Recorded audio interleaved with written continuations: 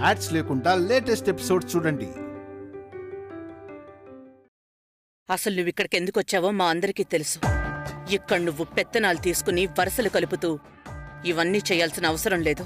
నీ అవసరం తీరే వరకు ఎంతలో ఉండాలో అంతలో ఉండు. సరే మీ ఇష్టం, కానీ అంతవరకు ఖాళీగా ఉండలేను కదా. అంతవరకు మీ ఇంట్లో పనులు చేసి పని మనిషి అనుకోండి. ముందు పాయసం తీసుకోండి. పని మనిషి అయ్యుంటే ప్రశాంతంగా తీసుకునేవాళ్ళం. కానీ ఇంటి మనిషివి కావాలని అనుకుంటున్నావు కదా, అందుకే. దానికోసం నువ్వేం ఆలోచిస్తున్నావో, అందులో ఏం కలిపావో ఎవరికి తెలుసు?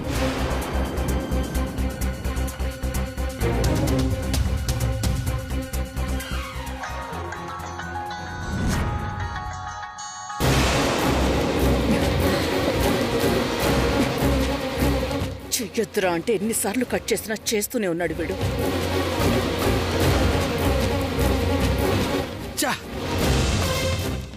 ఎందుకమ్మా ఫోన్లు ఇచ్చేయడం లేదు?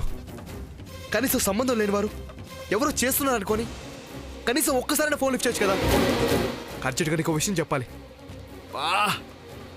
లేదంటే అక్కడ అసలు ఏం ప్రమాదం జరుగుతుందో, ఎంతమంది ప్రాణాలు పోతాయో తెలియదు. అమ్మా ఒక్కసారైనా ఫోన్లు ఇచ్చేయమ్మా. ఎందుకమ్మా వద్దన పని చేయడం? నువ్వు వైదేహం అని నువ్వు నమ్ముతున్నావు, కాదని మేము అనుకుంటున్నావు. అదేదో తేలే వరకు ఈ వాదనలేవీ లేకుండా ఉంటే మంచిది కదా. అంటే వైదేహిలా సంతకం పెట్టింది కదా మావయ్య గారు, వైదేహినే అయిపోయాను అనుకుంటుంది. నువ్వు ఆ సంతకం ఎలా పెట్టావో, ఎక్కడి నుంచి కాపీ కొట్టావో అంతా తెలుసు. వైదేహిలా సంతకం పెట్టినంత మాత్రాన వైదేహి వైపు.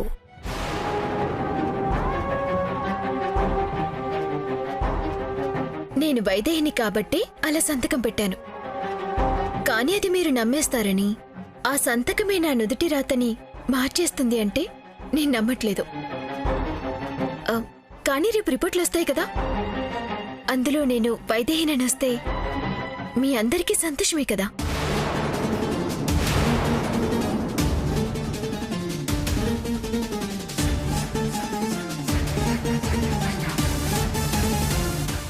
లేదు, ఆ రిపోర్ట్లో నేను వైదేహిని కాదు అని వస్తే అప్పుడు నేను ఇంట్లో నుంచి వెళ్ళిపోవాలి. నా సమస్య తీరిపోతుంది. అప్పుడు కూడా మీకు సంతోషమే కదా.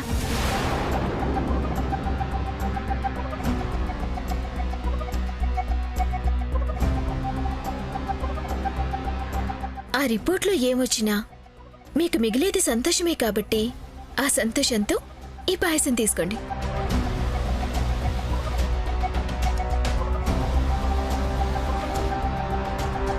అత్తయ్య, ఇదేదో కరెక్ట్ పాయింటే.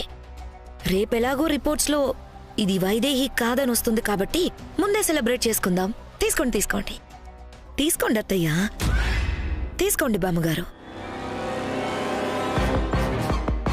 మావయ్య గారు,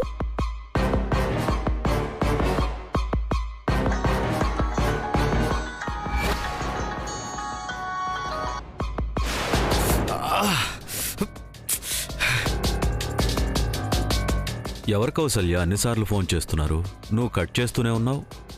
ముఖ్యమైన కాల్ కాదులేండి. అయితే అన్నిసార్లు ఎందుకు చేస్తున్నారు? ఏదైనా అవసరమైతే కదా కాల్ చేస్తారు. ఒకసారి మాట్లాడి వద్దని చెప్తే సరిపోతుంది కదా. నేను చెప్తానులేండి.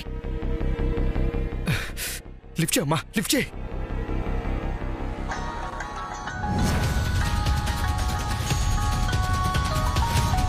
మళ్ళీ వాళ్ళేనా? ఇలా ఇవ్వు, నేను మాట్లాడతా.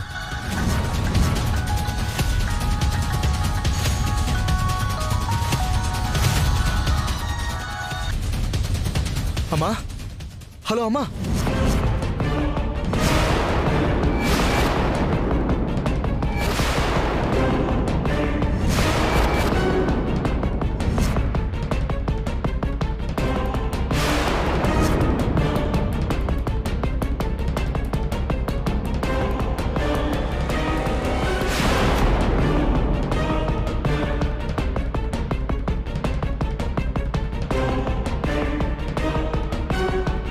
మహేంద్ర ఫోన్ చేసినట్టున్నాడు.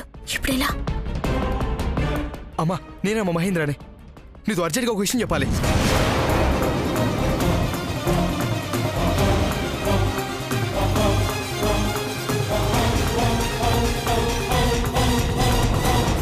అమ్మా ప్లీజ్ అమ్మా మాట్లాడమ్మా.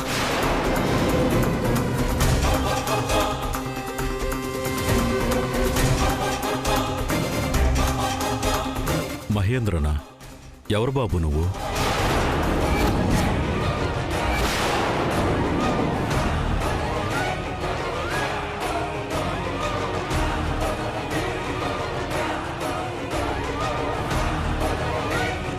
ఫోన్ అమ్మ తీసుకున్నాను కంగారులో అమ్మ అనేసాను.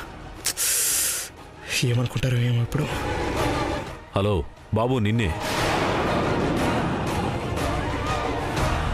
ఇప్పుడు ఈ విషయం చెప్పాలా వద్దా? మిమ్మల్ని అమ్మ అని పిలుస్తున్నారేంటి అత్తయ్య? ఎవరత్తయ్య ఈ మహేంద్ర?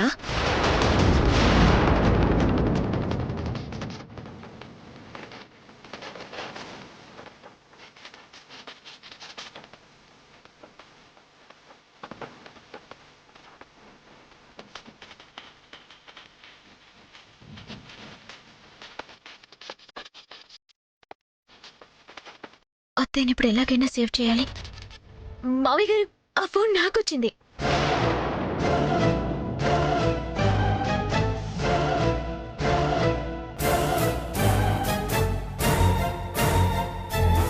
నీకా?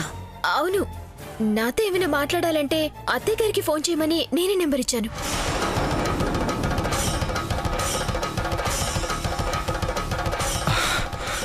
ఓ, అందరూ అక్కడే ఉన్నారా? పాపం అమ్మ ఏం చెప్పాలో తెలియక ఎంత ఇబ్బంది పడి ఉంటుందో.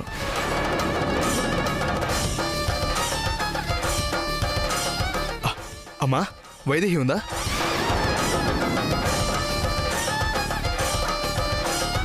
ఇటువంటి మావయ్య గారు. హలో మహేంద్ర గారు. మహేంద్ర గారు, చెప్పండి చెప్పండి.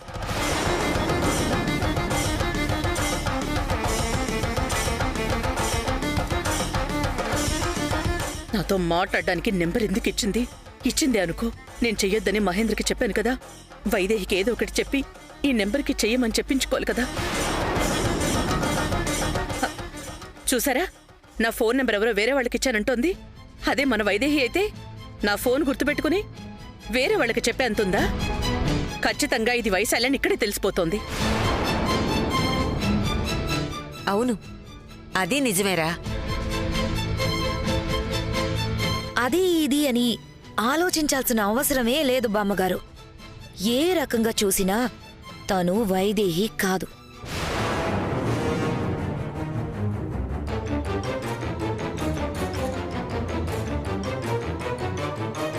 ఏంటి మీరనేది? అవును వైదేహి, వాళ్ళు మాట్లాడుకోవడం నేను క్లియర్గా విన్నాను. వాళ్ళెవరు మీరు చూసారా? లేదు వైదేహి, చూద్దామనే లోపు కారు వెళ్ళిపోయింది. కానీ ఎవరో ఇద్దరు ఆడవాళ్ళు మాట్లాడుకుంటున్నారు.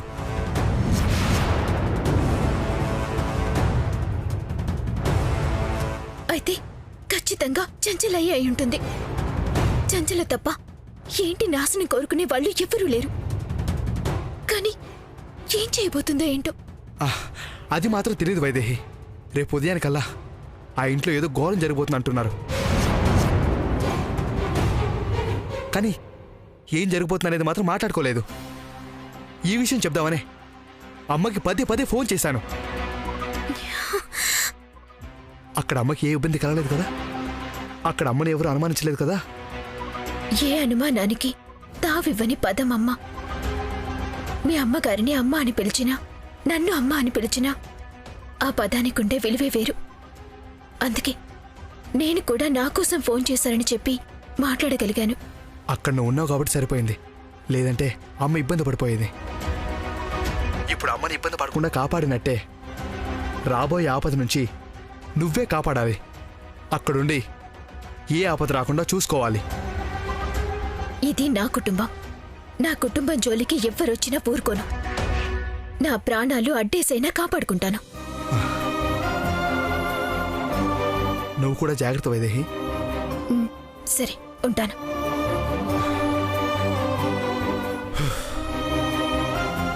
మళ్ళీ ఏం ప్లాన్ వేసింది చంచల? ఏం జరగబోతుంది? మళ్ళీ ఇదంతా ప్లాన్ చేస్తుంది చంచలేనా? ఎలా తెలుసుకోవాలి? అయిపోయాయే నీ మంత్రాలు? అత్తయ్య, అది ఎవరు నీకత్తయ్యా? ఎవరు నీకత్తయ్యా? పనికి మళ్ళీ వరుసలు కలుపుతూ కోర్టు నోటీసులు తీసుకొచ్చినంత మాత్రాన ఇంట్లో ఉండగలమేమో గాని కోడలు అవ్వలేవు. అది కాదత్తయ్య, నేను చెప్పేది వినండి. నువ్వేం చెప్పనక్కర్లేదు. ఇందాక మహేంద్రకి నా ఫోన్ నెంబర్ ఇచ్చానన్నప్పుడే నాకంతా అర్థమైపోయింది. నువ్వు వైదేహివి కాదు, వైశాలివి అని. నా కోడలికి ఫోన్ నెంబర్ గుర్తు పెట్టుకుని చెప్పేంత తెలివితేటలు లేవు. ఎత్తుకి ఎత్తులు, మనుషుల్ని ఏమార్చే తెలివితేటలు అస్సలు లేవు. అత్తయ్య, నాకు మీ ఫోన్ నెంబర్ తెలుసు అత్తయ్య. ఫోన్ నెంబర్ గుర్తు పెట్టుకోవడానికి పెద్ద పెద్ద డిగ్రీలు తీసుకోవాల్సిన అవసరం లేదు. మీ అబ్బాయి గారు కొంచెం కొంచెం నేర్పించారు. అయినా ఇప్పుడు ఆ ఫోన్ వచ్చింది నాకు కాదత్తయ్య. నాతో మాట్లాడాలంటే మీ ఫోన్కి చేయమని మహేంద్రతో చెప్పలేదు. మహేంద్ర మీతో మాట్లాడాలని ఫోన్ చేశాడు. అక్కడ అందరి ముందు మీరు పడుతున్న ఇబ్బంది చూడలేక కావాలని నాకు చేశారని చెప్పాను. చాలా ఆపు. ఇద్దరు కలిసి నాటకాలాడుతున్నారా? లేదత్తయ్య, నిజం. ఏదో ప్రమాదం జరగబోతుందని మీకు చెప్పడం కోసమే ఫోన్ చేశారు. ప్రమాదమా? నువ్వే ఇంట్లోకి రావడానికి మించిన ప్రమాదం ఇంకేముంటుంది? అత్తయ్య, నేను చెప్పేది వినండి. దశరథ రామయ్య గారింట్లో ఏదో చేయబోతున్నామని, ఎంతమంది ప్రాణాలు పోతాయో తెలీదు, పొద్దున్నే పేపర్లో టీవీలో చూసి లెక్క పెట్టుకోవాలని ఎవరో మాట్లాడుకోవడం మహేంద్ర విన్నాడంట. మనల్ని జాగ్రత్తగా ఉండమని చెప్పడానికి మరొక దారి లేక మీకు ఫోన్ చేశాడంట. అంతేగాని మిమ్మల్ని ఇబ్బంది పెట్టడానికి కాదు. ఇందులో మేము ఆడుతున్న నాటకమేం లేదు. అత్తయ్య, ఖచ్చితంగా ఇది అచంచల పని అయ్యుంటుంది. ప్రమాదం ఏ రూపంలో ఎట్నుంచి వస్తుందో తెలీదు. మనం చాలా జాగ్రత్తగా ఉండాలి. అవును, చాలా జాగ్రత్తగా ఉండాలి. చెంచల్ నుంచి కాదు, మీ ఇద్దరి నుంచే ప్రమాదం రాకుండా చాలా జాగ్రత్తగా ఉండాలి.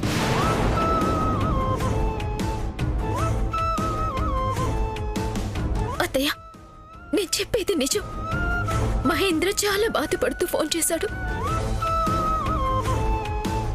అత్తయ్య, నా మీద అనుమానంతో రాబోయే ప్రమాదాన్ని నిర్లక్ష్యం చేయొద్దు. ఇంట్లో అందరం జాగ్రత్తగా ఉండాలత్తయ్య. ఏయ్, చాలు. నీ కథలు వినే ఓపిక ఇక్కడ ఎవ్వరికీ లేదు. మాకున్న ఒకే ఒక్క ఆపదవి నువ్వే. నువ్వెళ్ళిపోతే చాలు, దరిద్రం అంతా వదిలిపోతుంది. అత్తయ్య,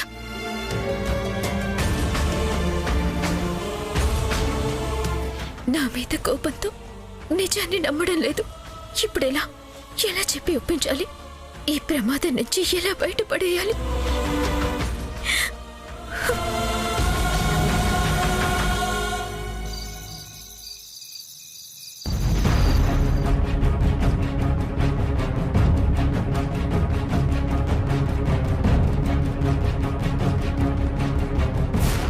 అత్తయ్యతో ఇదంతా చెప్పాను బావా. కానీ అత్తయ్య నా మీద కోపంతో నేను చెప్పేది నమ్మడం లేదు. నేనేదో నాటకాలు ఆడుతున్నా అనుకుంటున్నారు. కానీ బావా, ఆ రాక్షసులు ఎంతకైనా ఒడిగడతారు. అందుకే నువ్వైనా చెప్పు బావా. నీ మాటగా చెప్తేనైనా జాగ్రత్తగా ఉంటారు. సరే, నిజమైన అబద్ధమైన జాగ్రత్తగా ఉండడంలో తప్పలేదు కదా. చెప్దాం పద. నాన్నా, నాన్నా, ఇందు, అమ్మా. నేను మళ్ళీ ఫోన్ చేస్తాను. అమ్మా, అందరూ వచ్చారా? ఏమైంది నాన్న? ఈ ఇంటికి మనకి ఏదో ఆపద రాబోతుందని తను భయపడుతుంది.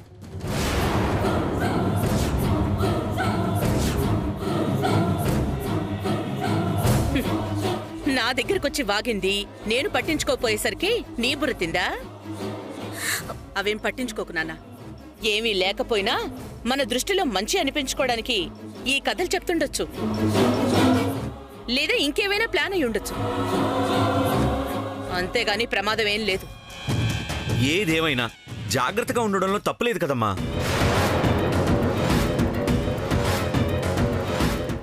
నిజమే దేవాంశ్, జాగ్రత్తగా ఉండడంలో తప్పే లేదు. ఎందుకంటే తనే ఏదో ప్లాన్ చేసుంటుంది. అందుకోసం మనం జాగ్రత్తగా ఉండాలి కదా. అక్క, నా మాట వినండి అక్క. లేదంటే నిజంగానే అందరం ప్రమాదంలో పడతాం.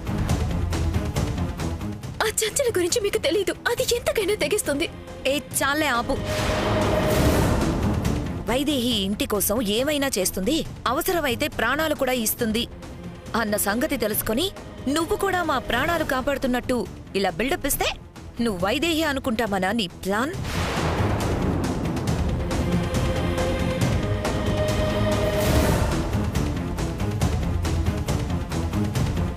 ఎందుకు ఇంకా అనవసరంగా ఏదేదో ప్రయత్నిస్తావు? టెస్ట్ కోసం DNA శాంపిల్స్ తీసుకున్నారు కదా, 2 రోజుల్లో రిపోర్ట్ వస్తుంది. నువ్వెలాగూ వెళ్ళిపోతావు. ఇంకా ఏ ప్రయత్నం చేసినా ఏ లాభం లేదు.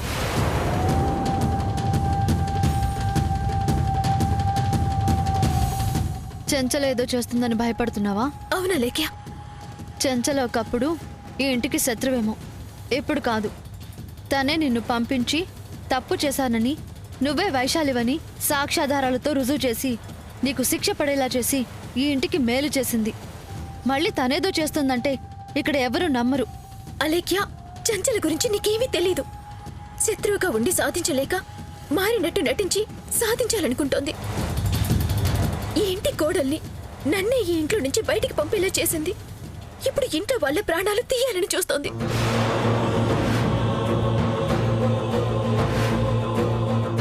మొన్నటి వరకు చెంచల దొరికితే నిజం బయట పడిపోతుంది అన్నావు. ఇప్పుడు నీ నిజ స్వరూపం బయటపడింది. చెంచల్ నడ్డు పెట్టుకుని ఆడుతున్న నాటకాలు ఇంక చాలమ్మా. అమ్మా, తనని అనుమానించే కంటే చెప్పేది విని జాగ్రత్తగా ఉండడంలో తప్పులేదు కదా. అయితే ముందు తననే ఇంట్లో నుంచి బయటికి పంపాలి.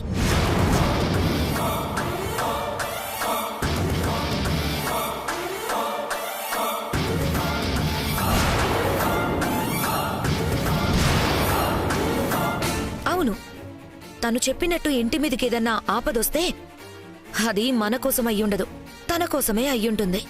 ఎందుకంటే చంచల ఇప్పుడు మనకి శత్రువు కాదు, తనకే శత్రువు.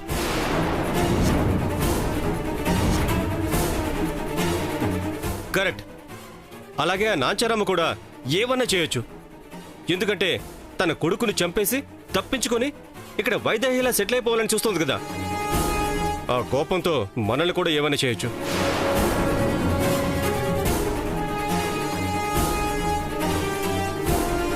అందుకే నువ్వే బయటికి వెళ్ళిపో. ఆపదేదన్నా ఉంటే నీతోనే పోతుంది. ఆపద ఉందని చెప్తుంటే బయటికి పొమ్మంటావేంటి వదినా? ఇదిగో ఈ మానవత్వం ఎక్కువైపోయే ఉరివేస్తున్న దాన్ని కాపాడి తెచ్చి మన మెడలకి ఉరితాళ్లా మారేలా చేశాం. ఇప్పుడిది బయటికి పోవడమే మంచిది.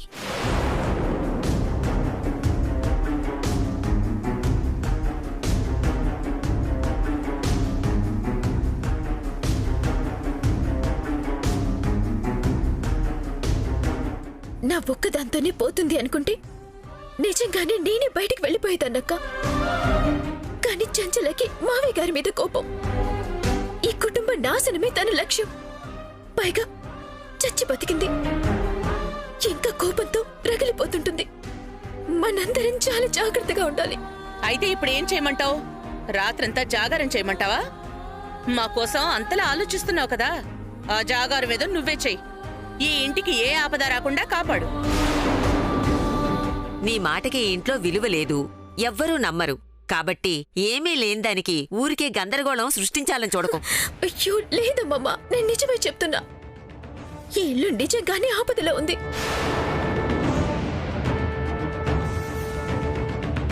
నువ్వు అంతలా చెప్పాల్సిన అవసరం లేదులేమ్మా. ఇప్పుడు ఈ ఇంట్లోకి దూరి ఏదో చేసేంత సాహసం ఎవ్వరూ చేయరు. చేసినా సరే ఈ కుటుంబం అంత బలహీనంగా ఏమీ లేదు. గత అనుభవాలను దృష్టిలో పెట్టుకుని ఎప్పుడూ మా జాగ్రత్తలో మేముంటున్నాం. ఇప్పటికే చాలా లేట్ అయింది. అందరూ వెళ్ళి పడుకోండి. కౌసల్య, ఢిల్లీ నుంచి మినిస్టర్ గారు వచ్చారు. ఆయన కలిసి మంతనాలు జరిపి ఉదయాన్నే నేను ఇంటికి వస్తాను. అలాగేనండి. మావయ్య, అదే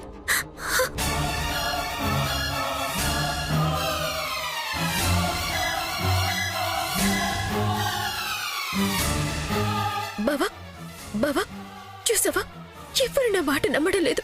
నాన్న చెప్పారు కదా, ఈ కుటుంబం అంత బలహీనంగా ఏం లేదని. ఏం కాదులే, నువ్వు కూడా భయపడ్డం మానేసి ప్రశాంతంగా నిద్రపో. బావా, బావా, బావా,